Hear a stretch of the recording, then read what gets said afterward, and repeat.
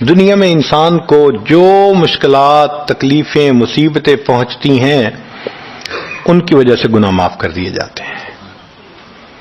کوئی مصیبت دنیا میں پہنچتی ہے، گناہ معاف ہوتے ہیں۔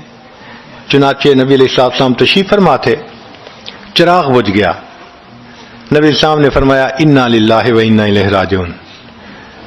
ام المومنین عائشہ صدیقہ عنہا نے پوچھا اے اللہ کے حبیب صلی اللہ علیہ وسلم، یہ تو پڑھتے ہیں جب کوئی آدمی فوت ہو جاتا ہے۔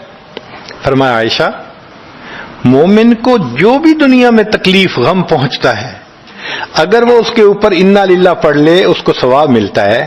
تو سوچنے کی بات ہے، چراغ کے بجھنے پر اگر ثواب ملتا ہے تو کسی عزیز کی زندگی کا چراغ بجھ گیا، اس پر کتنا ثواب ملے گا؟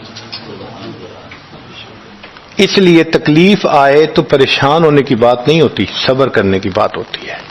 انسان بے صبری کے ذریعے خواہ مخواہ اس تکلیف پر ملنے والے ثواب سے اپنے آپ کو محروم کر دیتا ہے۔ بے صبری سے تکلیف ختم نہیں ہوتی، ثواب ملنا بند ہو جاتا ہے، تو بے صبری کا کیا فائدہ؟